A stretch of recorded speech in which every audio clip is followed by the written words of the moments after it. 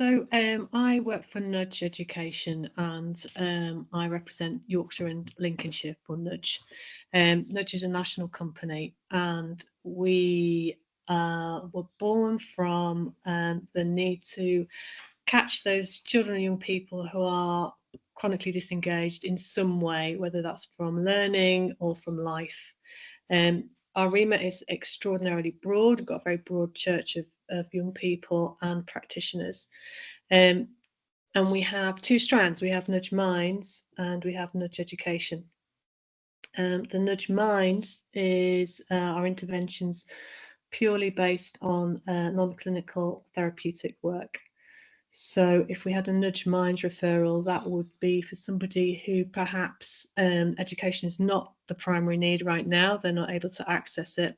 So we need to make sure that they are in the right space to be able to access that. So we're nudging them onto whatever is relevant for them. So that might be something like getting them out and about in the community, getting them to engage with positive activities, engage with other people, other trusted adults, to develop routines, to develop interests, to develop their ability to express themselves. Whatever that bespoke goal is, that's predetermined by the person who makes the referral, but also in agreement with the young people and their families.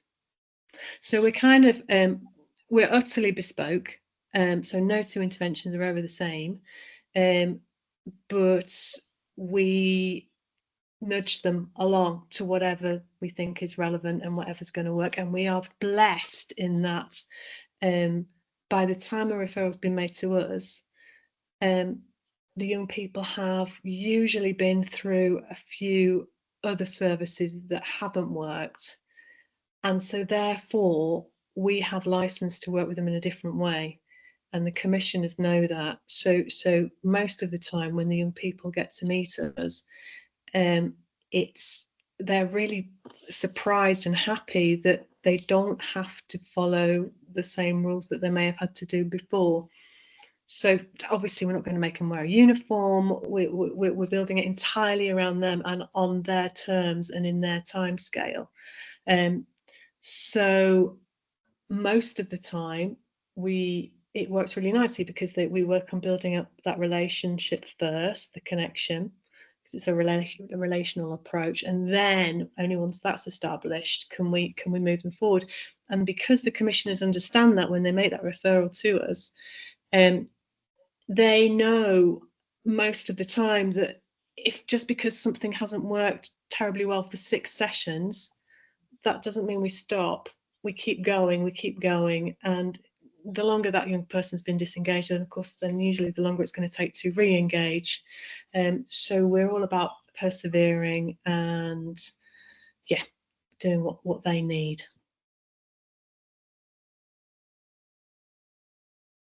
So I went to the Included conference on Saturday. Oh, wonderful. Have you been? I haven't been, but I know of it, yeah. It's the first time I've been, and it was really interesting for me because it just showed me the landscape at the moment, where schools are at, where different settings are at, and where they're headed. And things are. It's difficult, isn't it? Because we're in this sphere, I think our perspectives are a bit skewed, and we think that everybody thinks in the same way that we do, and they don't. So schools are doing their absolute damnedest to try and include all our young people, and they're doing that in more creative ways, in my opinion, than I've ever seen before, working together as mats and working to have like internal exclusion units amongst themselves, and the way in which some of the teachers were talking Included made me think that actually mental health is right up there. It's becoming prioritised, but I see that there's still a long way to go, of course, because the one of the talks I went to was a chap from Carr Manor School in Leeds. Okay, yeah.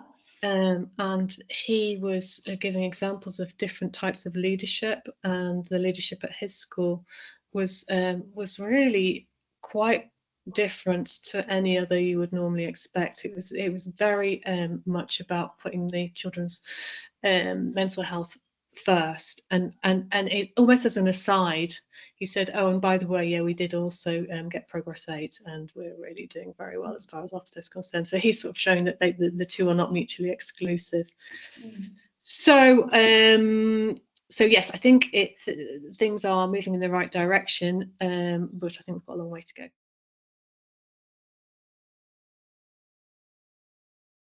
I think much more understanding around the balance required between mental health and academic progress. I think that is hard to balance. I think that the whole bespoke timetable and working more around children's individual needs needs to be, schools are doing their very, very best, but it needs, they need more funding. If more funding can't be found, then there needs to be a shift in policy, a better understanding of what needs to be prioritised within schools, I think.